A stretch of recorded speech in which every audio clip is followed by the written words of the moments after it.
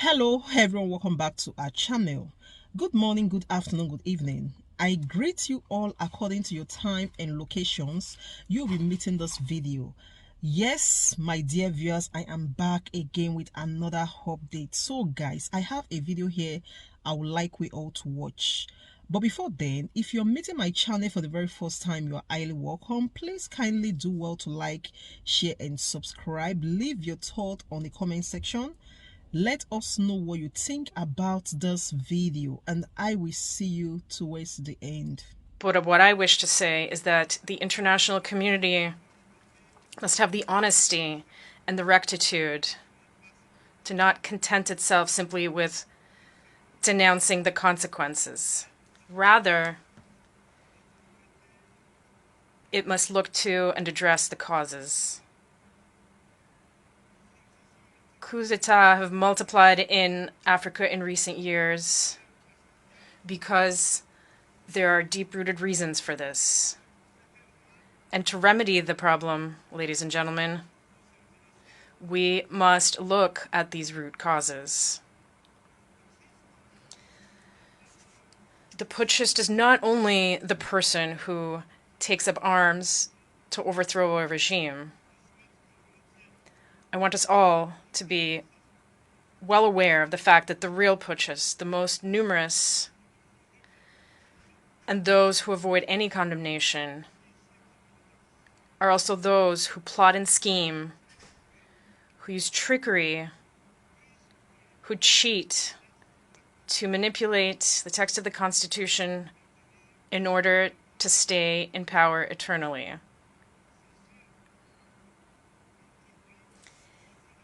It is those in white-collar jobs who change the rules of the game as the game unfolds in order to keep the reins of power in their hands. These are the most numerous kinds of putschists.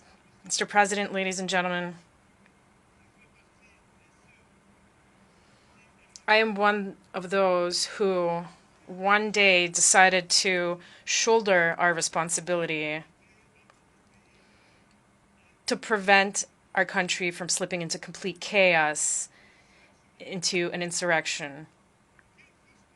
No political forces at the time had the courage nor the means to put an end to the duplicity that we were experiencing, as they were all completely neutralized back then. The institutional correction for which my brothers in arms and I took responsibility on September 5th, 2021, was only a consequence of that chaotic situation which had ended up tearing apart the social fabric of my country and undermining our coexistence. This is not an exhaustive list, but we believe that the transitions underway in Africa are due to several factors, including broken promises, the lethargy of the people, and leaders tampering with constitutions with the sole concern of remaining in power to the detriment of collective well-being. Today, the African people are more awake than ever and more than ever determined to take their destiny into their own hands. The unequal distribution of wealth creates endless inequalities, famine, and abject poverty, which make the daily lives of our populations increasingly difficult. These inequalities are part of the causes for the events that endanger our peaceful coexistence above all. When the wealth of a country is in the hands of an elite, while newborns die in hospitals due to a lack of incubators, it is not surprising that in such conditions we are seeing transitions in order to respond to the profound aspirations of the people. Africa, ladies and gentlemen, is suffering from a governance model that has been imposed on it.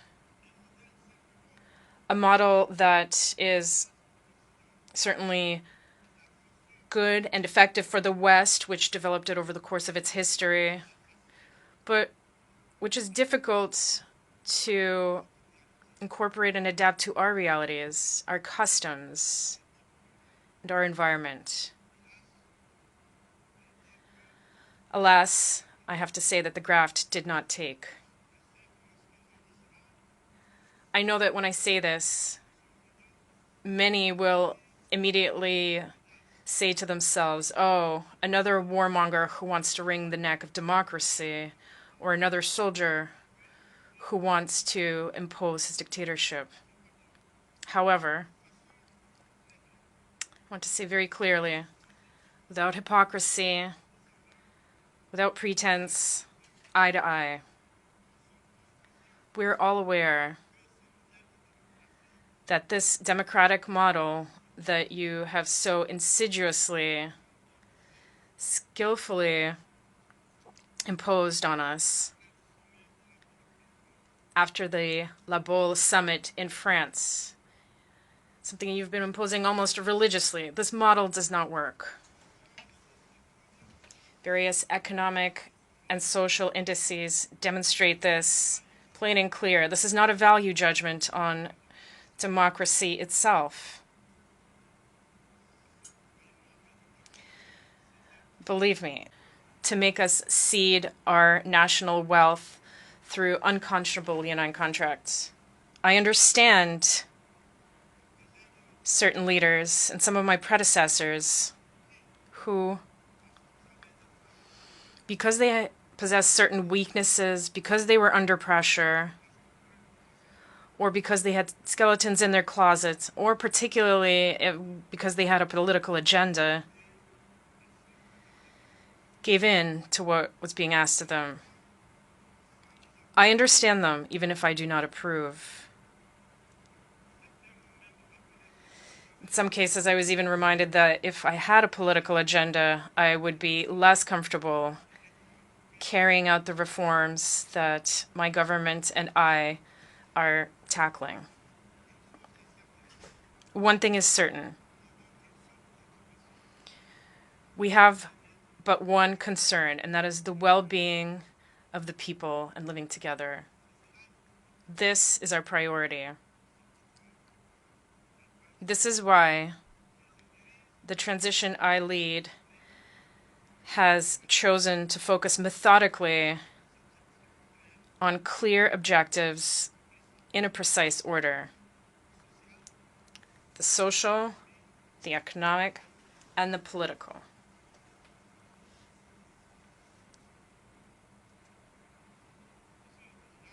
Mr. President, ladies and gentlemen, I wear my uniform in service to my people, and I would be grateful if you would respect that oath.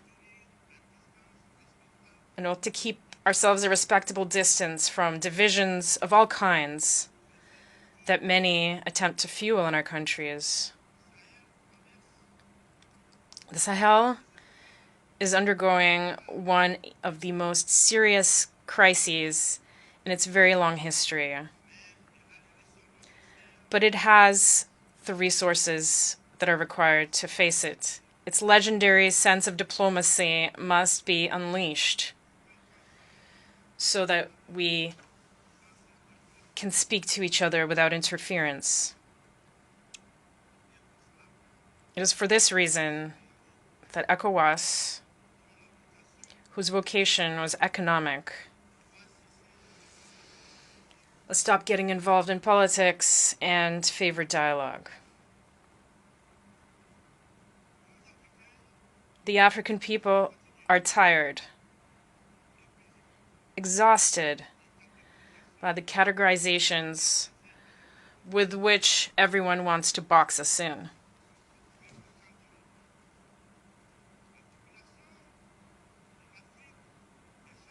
Africa's population is young. It did not experience the Cold War, It did not experience the ideological wars that have shaped the world over the last 70 years.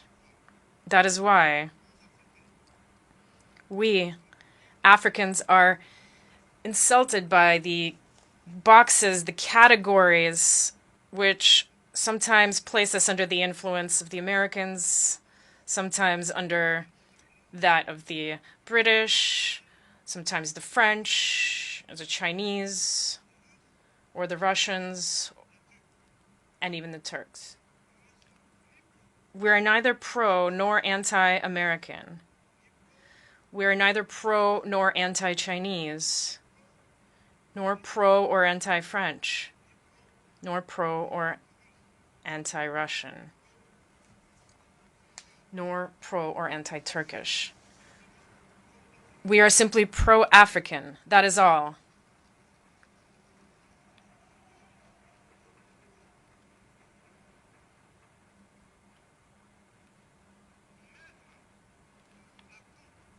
Placing us under the influence of this or that power is an insult.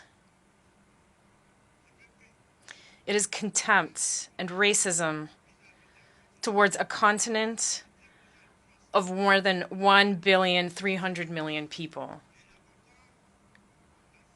It is important that in this prestigious and influential assembly we understand clearly and definitively that the era of the old Africa is over.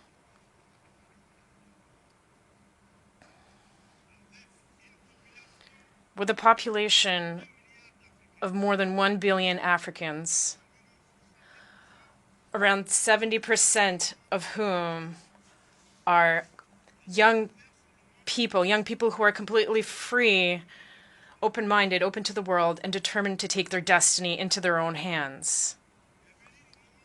The time has come to realize that the structures, the rules from the post-war era, established in the absence of our states, which did not yet exist at the time, are obsolete. This is the end of an unbalanced and unjust era where we had no say in the matter. It is time to take our rights into account and to let us take our proper place, but also, and above all, it is time to stop lecturing us and to stop treating us with condescension like children. Rest assured that we're old enough to know what is good for us.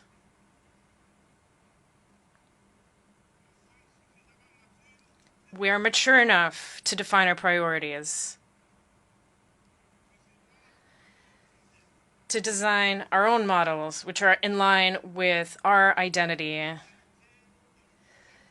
the daily reality of our countries and our populations, in line with what we are, quite simply. We would be very grateful to you if you trust us and let us run our business as you have allowed in certain regions of the world, as you have allowed in Asia, in the Near and the Middle East, to cite only a few. This infantilization that we have experienced has had the worst effects on African youth who are now emancipated. In this context, we are all challenged and called upon to carry out a better analysis of the situation with a view to initiating and pursuing new policies for the benefit of all. The international community must look to Africa with new eyes. It must now engage in genuine cooperation with Africa in a spirit of win-win partnership. I thank you for your attention. Thank you.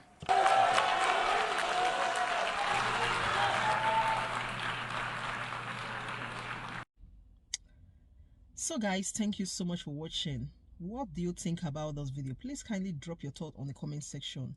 I'll see you again my next one. Bye for now.